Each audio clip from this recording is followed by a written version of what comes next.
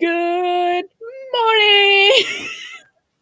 Morning, everybody! Oh, friends and gamers from the interwebs. It's Rachael Blaske. And I'm Julie Ahern. She's there. And this is episode 5.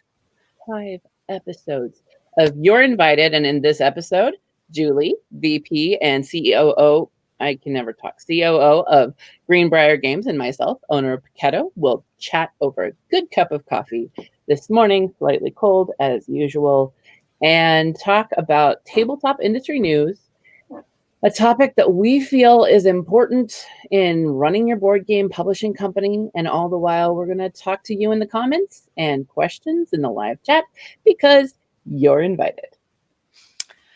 So today's episode is sponsored by Arcane Wonders, publisher of the Dice Tower Essentials line of games, including Onitama, Smartphone, and Aquatica.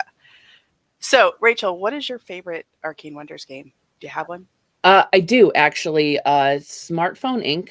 I'm kind of obsessed with it. I really I get it. I like the strategy to it. So I think that is going to be my pick out of these 3 for sure. You like pushing cubes? They're fun. I like the little pieces. Little pieces are a thing for me. Nice. We've been playing a lot here because it's just the 2 of us. So Onitama and Air, Land, and Sea get a lot of time on the table. Here. Nice. I have Teague set for homeschool coming up that he's going to do Onitama one of these days. So I actually wanted to talk about Barbarian Battlegrounds. We've been doing a giveaway this week, and some of you have been participating wonderfully, giving us lots of ideas for topics for today on things that you use as must-have tools. And we decided to add an extra giveaway entry here at the last minute. We're sliding in at the end with share this in the first 5 minutes. And you guys are entered to win Barbarian Battlegrounds. So we will, we're not going to be able to announce who wins today because, math. But math and early morning, we want to do this right. So we're going to go ahead and check and see who has shared the stream. And you can do that. What is the thing that we had tons of comments during the week, and that was amazing. So so good. Super helpful. Yeah, at the bottom somewhere. Yeah, you can hit share. Or no, not at the bottom. It's at the top. I know so many. Okay. So when you do that, then we will go ahead and check those 5 minutes in. That was a 30-second segment that went a little long. Okay. Boom. I need more coffee. All right. So guess what? This week in the industry. Oh. What's been going on? Quite a bit, actually. Mm-hmm. So the first thing I wanted to talk about is something we wanted to, Alyssa Teague has joined Renegade, and that's such a good fit in my mind. I really am excited to hear about it. Alyssa did do the Wordlings RPG for them, so I know that they already have a good working relationship. I think Renegade has been going towards a lot more RPGs, and so this is, I think, going to be a fantastic fit for both of them. I really am excited to see what she creates while she's there. She's a stunning person, so that's great. An amazing, wonderful human being. Mm-hmm. And then, also in the news, GameFound is starting their own platform. They've been threatening to do it for a while now, and it's finally happening. So GameFound, has been doing a pledge manager that was free for publishers for a while now. It's one that they've built for themselves for Awakened Realms, and basically said it's available to whoever wants to use it. But because we're already using it for us, we would like you to, but they were trying to build up to this platform. That was their end goal, that the pledge manager was free of charge so that you would also join with them when you wanted to do your platform. So the very first one with ISS Vanguard is now live on their platform. I think a lot of people are talking about it, and I think a lot of people are going to look to see how it goes. In their actual official press release, they do say that they have a lot of they're anticipating having a lot of the same things as Kickstarter, but that it's a work in progress. So we'll see how that is. But certain things that they specifically set as goals for things that they want to have on the platform are hashtags where you can sort things by topics. So, hashtag rules, hashtag miniatures, hashtag card game. Mm-hmm. Likes in the hashtag comments. Mintins. Hashtag Mintins. Likes in the comments and being able to sort comments by most popular. So instead of having that long thread where 15 people ask the same question, potentially getting to group it a little bit more easily. Threaded replies where you can respond to each other. So I'm curious because Kickstarter does have that you can do that on your desktop, but you can't do it on your phone. So I'm wondering if that's what they mean, that it's also has that accessibility by phone. And then extra visibility of creators, collaborators, and in the future, different badges for backers too.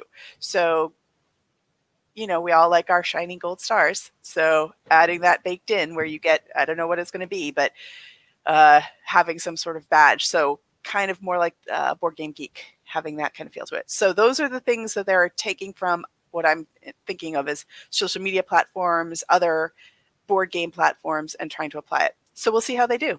That sounds much more community oriented and like they've really watched and seen how people do things. So yes, although I will say that for at least the board game community, I know that John Ritter, who is of Layways Games, has come on fairly recently to Kickstarter as the board game platform manager, and I know that he's trying to take a more active role in making it a community over on Kickstarter too. So we'll see how that goes. Throw down. Yep.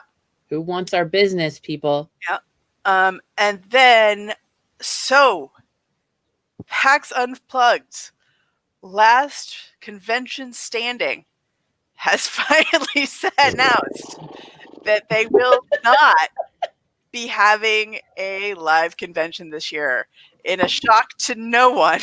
Right? Who saw that coming? So I think that they were holding out because while Philadelphia announced a while ago that you couldn't have groups of over whatever the number 50, 100 is, what they didn't say, what they said specifically was that was for public gatherings, and since it was a convention, it was considered a private one, something to that, where there was a loophole where they wouldn't give them basically their money back if they canceled. So the convention center was like, it's still happening, and they waited until the very last minute. I don't know if that's because they just knew that they couldn't go through with it, or if the convention center finally conceded. But either way, it has been canceled. They say they are not doing an online show because they already did the PAX Online last month, which was a 9-day event and incorporated both video games and board games. Right. So you did see a couple board game companies, but I think because they had put all of it into one pot, it was not as many. It was the priciest online convention I have heard of thus far. Even more than Spiel? Yes. Yes. Sponsorships for video game companies were up to $250,000 to $500,000. Oh my God. So yes, so us little companies in the board game world, they have us, don't a lot they? of us did not put our hat in the ring, and I understand that some of the bigger companies did. But that was their online convention. They did it. It was 9 days, and they were like, "No, we're not doing another one. We're good until next year." So that was, and then finally, it's our 1 month anniversary, Rachel. Yay! We've been together so long. So happy anniversary. Tell us about that. Okay, well, while you're telling shares, I'm gonna say 1 month. It is 5th episode, and we made it this far, and I'm so happy because my Friday morning hugs have totally changed my week. I've even heard a few other people, they're like, I wish this started on Mondays because it would be a great morning, like, to start my week. And now I'm like, I love Friday mornings. I look forward to it. I'm like, oh, I'm going to look at this on Tuesday and Wednesday. And it's ridiculous. But what is exciting is I love data, and I like looking through all the different insights that Facebook Business Suite will let us see. And if you don't know about Facebook Business Suite, must-have tool, there is all sorts of information that you can glean from both your Facebook and Instagram presences. And we were able to realize that we have reached over 15,000 people.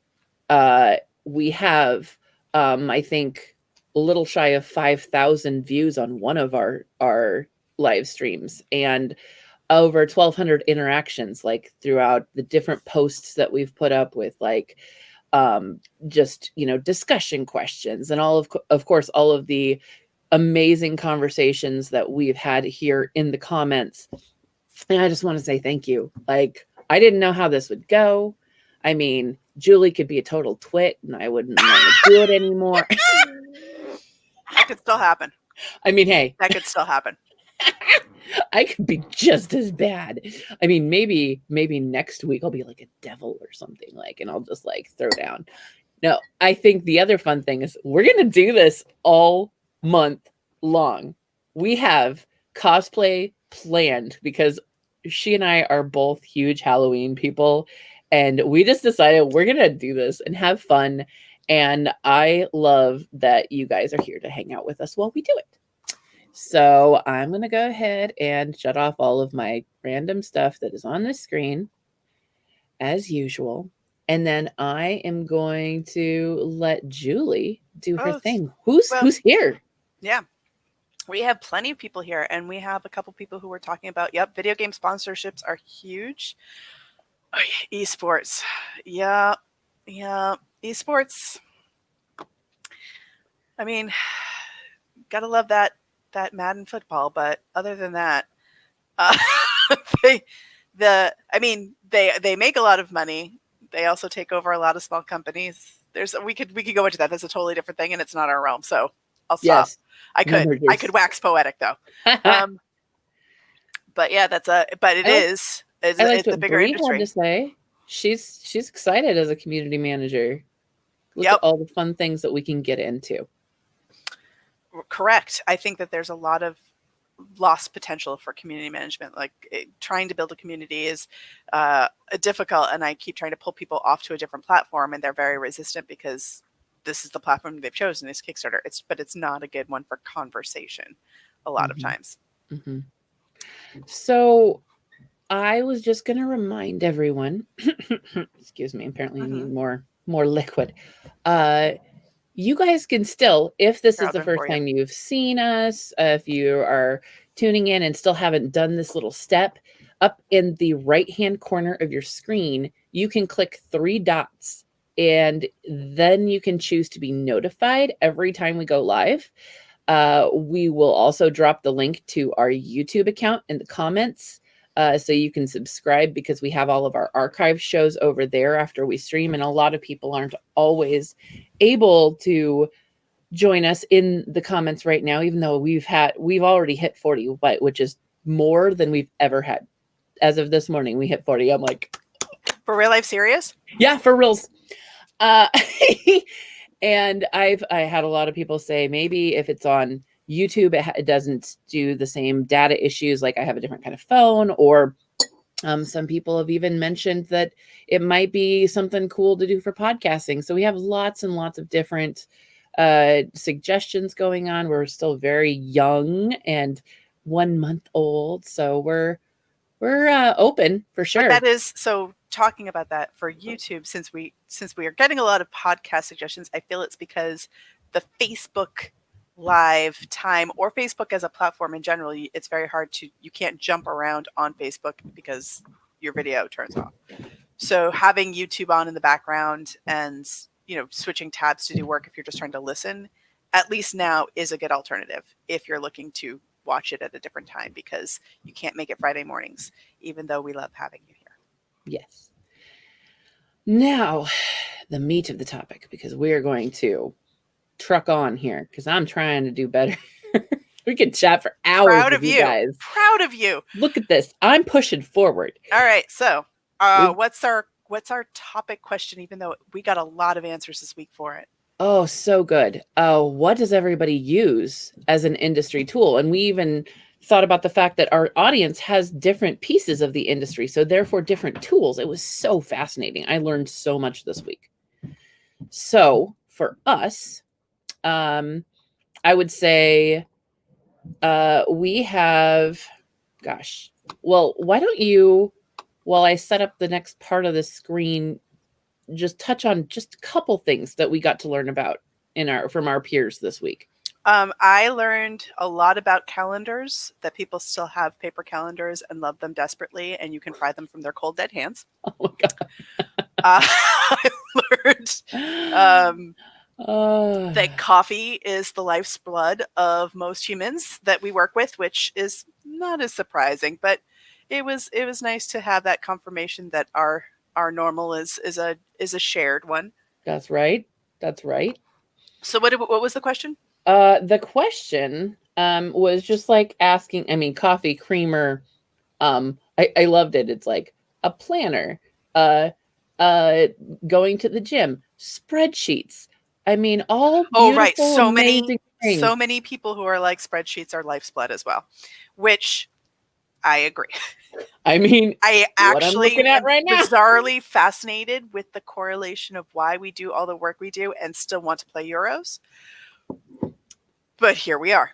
It's all a big game. So my must-have tools that I felt like I needed to share, and I know there are a lot of variations because we've got a lot of different entry points in this industry. Some come in with capital, some come in with, their hobby budget that they decided that they want to try and, build up themselves. One of the industry standards, I would say, is the Adobe Creative Suite. The Creative Suite has a lot of amazing things, and I would say it's industry standard and important to invest in something like that as soon as you're able to, because of the relationship we have with manufacturers, and that it is standard for them. And if you want your products to look good when they go over, and look good when they come back, you need to have consistency in the file structure. So standards usually are Adobe Illustrator. I've seen some people work with InDesign for cards. You've got we use InDesign for almost every aspect with the exception of the miniatures. For our nice. And see, I've seen different ones, because some of them they're like, they'll take an AI file, which is Illustrator, and then you've got the InDesign part, especially that's really great for rule books. And if you have the full Creative Suite, and you can buy it in many, many, many a la carte type of situations. And I put the link in the description that went straight to Adobe's actual pricing page. And you can see, so, hey, if you're a content creator and you only want, video or something, this is a $20 a month subscription you can get to deal with, use Adobe. That was Freudian. Premiere Pro. And then you can also, if you're a photographer, there's a huge boon on board game photography right now, making products look really, really appealing. And there's such talent in Photoshop, Lightroom. Those are all things that you can do. There's also social media specific type of programs. After Effects is another piece of the Creative Suite. This sounds like an Adobe commercial. Anyways, there's so many different ways to be creative. But there are, and there's lots of, like you said, different applications. There is, like most of them, there is a month trial, so you can go in and try a bunch of stuff and then cancel, so that you're not paying for a lot of times, and student discounts and things like that. It is so true. It adds up, but figuring out which ones work for you and then doing it is Photoshop. So InDesign, Zach would die without InDesign, and I would die without Photoshop 100%. Yep. Me doing the marketing and him actually doing the, all of the editing that I do in Google Docs is linkable and easy and transfers. So he just transfers all the changes that I make, and it goes directly into an InDesign, so I don't have to touch it, and I don't mess things up. But he makes it look amazing and beautiful, and set up, all of the graphic design beforehand, and then it just slurps up all the actual rules and text. So good. Puts it in there. Yeah, it's an amazing, amazing system. That it's very well made, and very there's so many different ways to teach yourself. Like YouTube, if I need a refresher, I'll just pop on there, get a 20-minute tutorial on what exactly I'm trying to achieve at the time. It is a little difficult, but you can do it. And to be full disclosure, if you want the whole Adobe Creative Suite and you are doing an annual, because they usually charge an annual subscription for prepay, is about $600 for the year.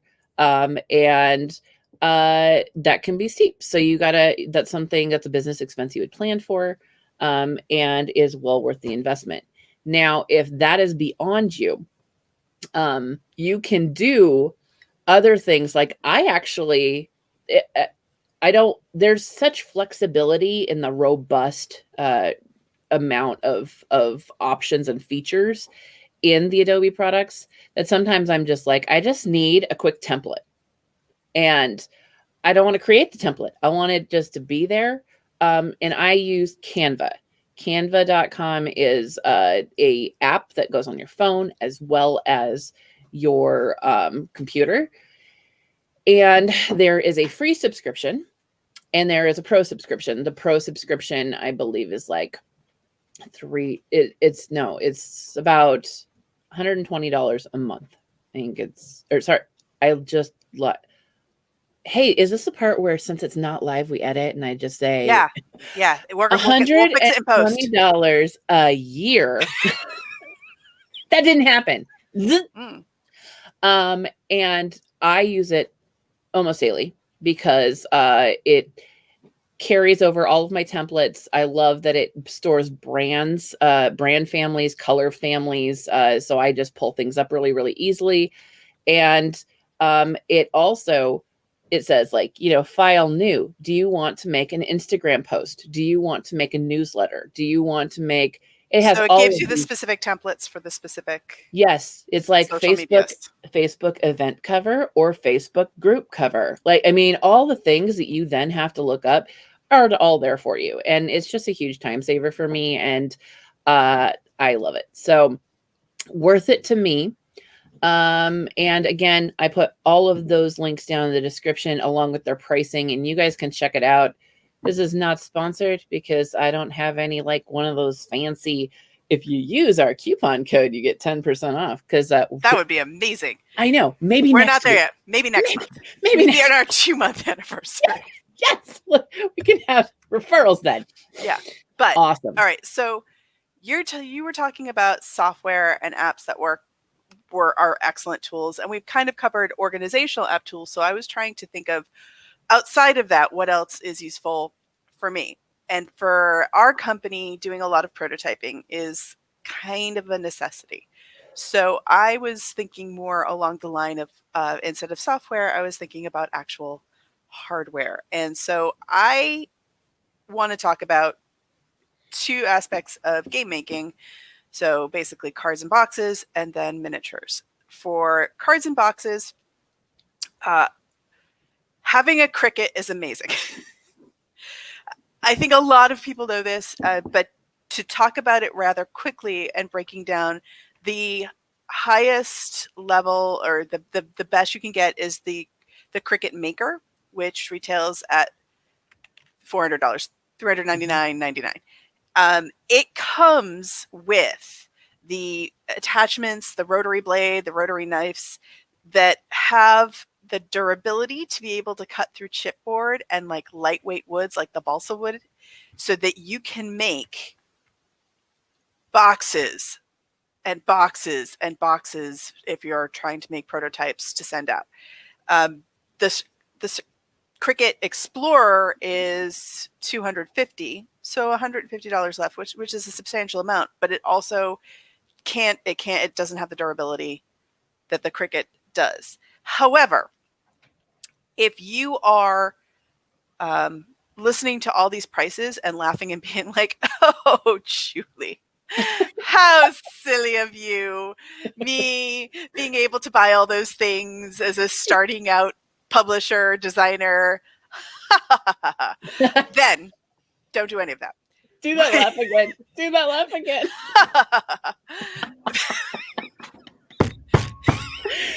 Oh, good morning, people. What you can get is a cutting mat, a metal straight edge, like the big long metal rulers are really helpful, as opposed to just the metal without the ruler. Having the dimensions is nice to have. A straight edge roller cutter, like it looks like a pizza cutter with a sharp edge. And for $13 on Amazon, a corner cutter. And they come in small, medium, and large. And those corners of small, medium, and large match every basic poker deck, tarot deck in all the cards that are standard cards that we use in the industry. Mm-hmm. You can make a beautiful deck of cards that looks professional on a budget using those. And I have links for a lot of that also in the description, but I also have links to Uline. Uline, which primarily does moving, their chipboard is super cheap because they're thinking people are going to use it for like padding their, like packing, putting it in between bowls and stuff like that. It's great. It's amazing. It's high quality. You can use it for boxes, and it's very cost effective. So I have a link to Uline as well. So if you want to do it the fancy way with the Cricut Maker, you can. If you need it on a budget, there you go. The other thing that we were talking about was the, which I talked about in our little ad, are miniatures. So 3D printers. And I could talk a lot about Here we go. I'll try to keep it as basic as possible. I spend a lot of time on printers. So you've got two different kinds. You have PLA and you have your resin. So Ender 3 is the FDM printer that we have. So fused deposit modeling. So it uses the filaments, the strings of plastic basically, to layer on. And it starts from the bottom up. You can buy it. If you are a do-it-yourself person, their assembly kit where you build it yourself is $157. So it is cost effective. If you want to build it yourself, but it's only like $200 if you decide to buy it like pre-built and shipped. The rolls of filament are about, so you get these big spools of plastic that you feed into it, are about $20, and they can make, I would say, about 100 smaller miniatures. They are great for low res printing. So if you're doing amorphous shapes or terrain pieces, buildings, they're fantastic. You can do them as a hollow printing so you don't have to use up as much filament. And it has a much bigger build volume. So meaning you can make more at a time. So your output is faster. The problem with them is they are low res and you're going to see the lines from the filament. So you're going to get that kind of, you're going to see all the striations as it goes up. So it's not for high quality. It's for play testing. It's for trying things out, for trying out shapes. But you can also like, and I shouldn't say like, it still does a fairly good job. If you're doing something like a building, you're going to be perfectly happy with that, as long as you don't have something that needs a ton of detail. Now, going over to SLA or I can't say the word. Stereolithography apparatus. That's but we don't say that. 175 I know. cents We say worth. resin printers because that's just impossible to say. So resin printers. Okay. So a resin printer is very different. It uses UV to cure it as it goes, and the materials, you're using the resin, are carcinogenic. So you need someplace with ventilation. Mm-hmm. You should be wearing a mask around it, which right now you should have anyway. You're going to need gloves, to when you're cleaning them because you wash them as soon as they come out because they're covered. Again, which you should probably have anyway right now. But nonetheless, those are extra costs. You're going to need the cleaning bath to clean them as soon as they come out. The print time, it's slower and it has a much smaller yield. So think 2 minis in every 4 hours, something to that effect. So it's a smaller plate and you're going to have a longer time to make them. The costs for your basic small printer, so not an industry one, is between $200 and $300. So it's about the same range. But the resin, the $20 worth of resin that you're going to spend is going to yield you about half the number of miniatures as you would get with the PLA. You can do hollowing out for a lot of them, but you have to do it in the software, and it usually doesn't. I'm going to be honest with you, it doesn't usually work well. So why would you do this if it's going to be a death trap and pricier and make sure you ventilate so you don't poison yourself? Why do it? Because you get detail. Beautiful, beautiful, beautiful detail for your little action figures. I mean, important miniatures that are components of your game pieces. So, if you go on any top 10 resin printer for 2020, they're all the same ones. They're ordered slightly differently for each. So which one would I pick? I'm going to say of the top usually listed 5, the Photon I haven't used, but we do have its water bath and it works really well. So I'm assuming that it's they're quality products. I will say the Longer Orange was higher ranked consistently and did a terrible job. We had one, and every 2 to 3 miniatures, it would collapse and stick to the filament, to the film. And then it just started doing every single one. So we tried lubricant so that it wouldn't stick. We tried shield plating, the little plate things to cover it. It died. So the winner for us, drum roll please. Ooh, that's a cue. Hang on. Okay. I'm ready. Is the Elegoo Mars Pro. Silly name, amazing resin printer. We have 2 of them here, 2. And they have done so far over 150 miniatures at constantly going because there are 2 Kickstarters in this household going on. And no fails. 0 fails. What? Yeah. I want you to repeat that part. No fails. No sticking. No 0 fails. 150 miniatures. The thing is, both of them have been on pretty much for 3 weeks straight. No fails. So this is my top pick if anybody out there is interested. It retails Dang. at about $250 to $260. Ooh. About Wow. $20 per bottle of resin. Make sure you have a well-ventilated place. Make sure you have a cleaning station. And make sure you do your reading for safety guides before you start. But otherwise, you're good to go. So those were mine. Awesome. I think that the things that we also learned about over this week, I learned what wireframing was. I mean, like I had heard it before and I wasn't sure the context. Lauren was talking about it on one of our posts and she just showed me how wireframing could be applied to our industry. And I love that because I mean, in storyboarding and Kickstarter page building and marketing, it just spot on. I am all about I love templates. So that's really resonated with me. And of course, we've got our content creators that are like, hey, I need a camera and a mic because otherwise nothing happens. So let's see. Monosnap was a really cool app that was mentioned, and Todoist, and Kurt was talking about a Xyron machine. What's that? Do you know, Julie? Are those the laser ones? I actually don't know. Xyron. Hey, drop it in.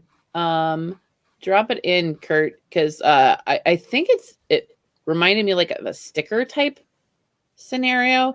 I wanna know more. Teach me, oh wise one. So Julie, Yes. top tip. Top tip. Do your research first. So there's plenty of, if you're going to buy an expensive piece of equipment, there are plenty of YouTube reviewers, plenty of top 10 Best Buy, Consumer Report things that will give you the pros and cons. Do your research first, because it is an investment. It's not just let's spend $20 and we're good. So you want to be happy with it the first time. Absolutely. And since I specifically asked, let me pop this up here. It just changed, but here it gums the back of paper instead of spray mount. Got it. Dude, do you know how much of that spray, the 3M spray that I have breathed in my life? Oh, I see what he's saying. Yeah. Yeah, when That's you're trying huge. to do, That's is huge. Whoo, everybody, tip. Hey, Xyron machine. Holy, that changes the world. Okay, so banner from me is, hey, look, it just worked. Ask your peers what they use.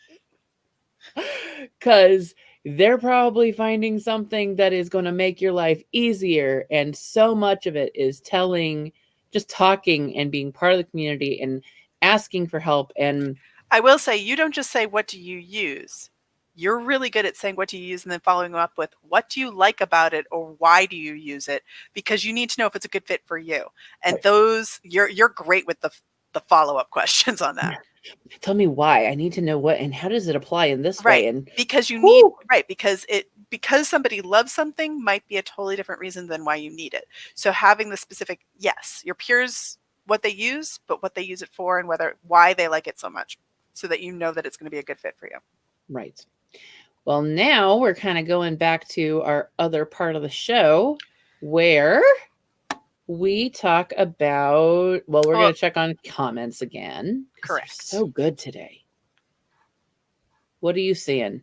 I saw Jeremy ask something about miniatures, but it kind of flew by. Here it is. Do you think having miniatures with your prototype is a huge advantage? Numbers. I think it's a huge advantage in general. Now, for playtesting, no, I just pull other miniatures that I have in other games. For sending out prototypes so that you can see them, yes. So unfortunately, say, for example, Lost Ones, we didn't have the miniatures files done in time. So you're only going to see the standees. I think that people playing it, seeing the miniatures, has a massive impact on what they perceive as value in a game for a Kickstarter. So yes, I do think it has an advantage.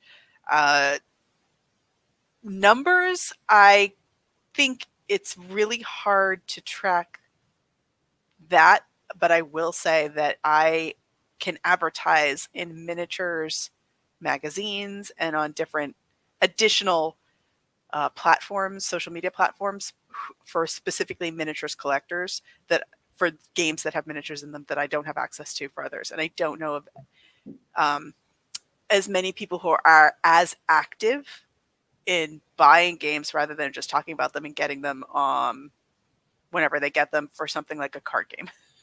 Yes. Yes. For example. I did notice another great comment that I think is a great idea. Because it makes it so that you keep watching us because it's so much fun. Thank you, James. We'll pay you after. That was awesome. Yes. That was good. I'll give you 20. That's good stuff. And Jeremy's just full of it today. Yeah. But we know how he is anyway. But wait, no, wrong thing. Sorry. I'll look at that too, Alan. Have you ever considered surveying your reviewers for information? I have not, but now I will. Because of your inviting.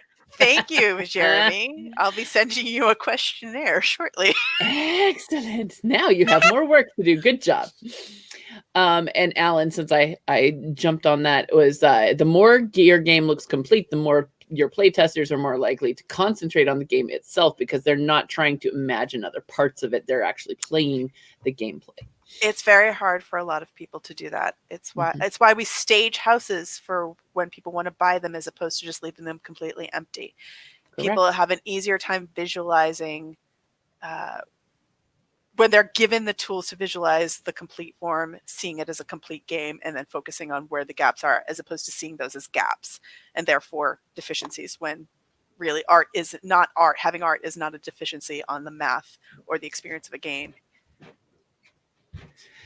So this morning, where are we at? This morning, we came on and we kind of chat a bit as before. And I was like, how you feeling, Julie? And she's like, I'm so tired. Yeah. Because this. Yeah. This is what's going on with Julie this week. True story. So speaking of that, so getting the miniatures. As we went live, I saw that one of my coworkers posted, somebody's been busy because our 3D modeler just dropped all the files in our Dropbox and shared it. So we're getting the final pieces together for Lost Ones. And of course, the review copies went out. So I'm seeing people starting to post about that. And kind of trying to keep track of all of it is a lot. But it's very exciting. It's really nice to have a prototype and be happy about it. So pretty. New game smell. So shiny and fresh. This one's staying here in Indianapolis for a play review, which is why I still have the copy here. Mm-hmm. Usually I don't get them. I get them and then I have to give them all away again. And then I have to wait until the actual manufacturer copy comes up again. Yeah. So super busy, very excited, all the tired. What's going on with you? Oh, well, what's fun? We laughed about these overlays because guess what's mine? Oh, the exact same thing. I love it so much. Twinning.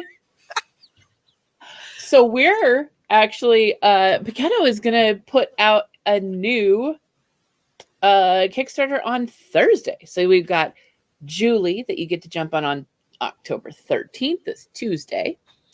And then we buck the trend and we're like, Tuesday on a Kickstarter. Why would we do that? Here, let's do Thursday. So Thursday, we're dropping 3 super cool pocket games.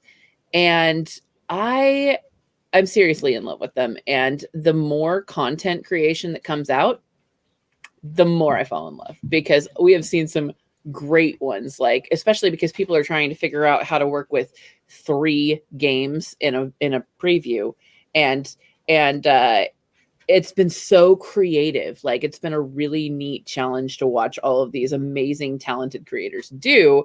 And like Stella, she rocked through a short and sweet in 4 minutes, covering 3 games. Well, I was really? Well, I mean, she's amazing. stunned. I'm not surprised at And all. she had cool backgrounds for each one. She was playing with her green screen. I was so impressed. And then I don't know if I mentioned to you, Dragon's Tomb. Jeff Kornberg, he is responsible for the amazing PAX Unplugged parodies. And he did a parody review of these 3, and it was hysterical because he's like, Castle Siege is a game that you play for 3 hours. And I'm like, no. So watch it, laugh about it, and realize none of it is real. None of it is true. This is not real, but it is hilarious. It's like, you just play it in your pocket and never take it out and just guess what you're about to play. It is great. So I'm having a lot of fun watching all these cool things come in. So I'm real pumped. And I know JoJo, she's in the comments too, and she's been working her tail off. And I'm excited to see how this goes on Thursday. Now, you have someone to talk about in our shout out. I do. So we're giving a shout out this week to Jessica Cassidy because, Jessica, if anybody doesn't know, is a contributor over at Heavy Cardboard, and she also does some amazing marketing work. While she joins Edward on many of his live playthroughs for Heavy Cardboard and often wins, I'd like to point out, she has recently added her own show, Girls Stampede, which is a show where she invites women in the industry to join her playing the games they've designed and also talk about what they do in the industry. And last week Jess gave us an awesome shout out, so we wanted to return the favor. Good stuff. Good stuff. When you find somebody amazing to work with in the industry, stick with them. Yeah. All right. So comments one last time before we jump into next week's topic, which you guys will be all sorts of excited about. What do we got? Oh, I love JoJo. Don't you know? Don't you know? I don't know anything. Yes, exactly. Or I know too much. So good. So let's see. Ooh, and Kelly, thank you so much. The beautiful prototype. Those, I mean, I think the Lost Ones looks gorgeous. Thank you. And I know it's spent a lot of time. The art is stunning, and I will say that that's one of our hopes, is that we can have an art book as one of the stretch goals. They're so beautiful, and I love how they translated to your minis that you've, been kind of looking at. And yeah, stuff. I'll show those next week. Yeah. Not this is all secret, but beautiful, gorgeous. And next week we have virtual conventions. Now, virtual conventions have rocked our world this year. A lot of people have done a lot of fast learning. A lot of people have tried to determine the value that they're going to get from a virtual convention, because it is just not the traditional model. And I've had a lot of conversations this week about inertia and what we're used to, and we don't want to change. But virtual conventions have continued to bring attention to our products, and that's vital for us to stay alive.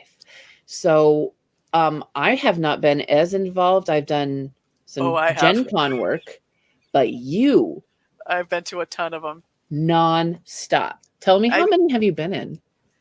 I don't know. However many conventions that I usually go to, I signed up for virtual ones. And I have, Kurt wrote, I have much to say.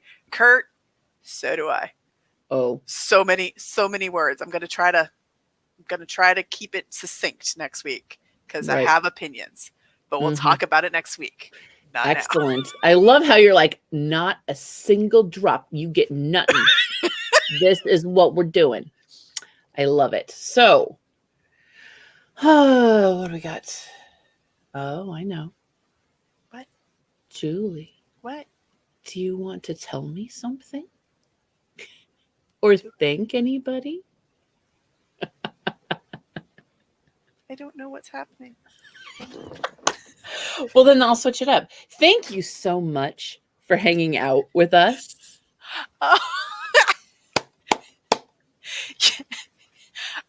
You can find us on all social medias: Facebook, Twitter, Instagram, YouTube, and Pinterest. and Pinterest. Links are all in the description box below. So until next Friday at 10:35, we will wait so patiently to see you. And don't forget, you're invited. You're invited.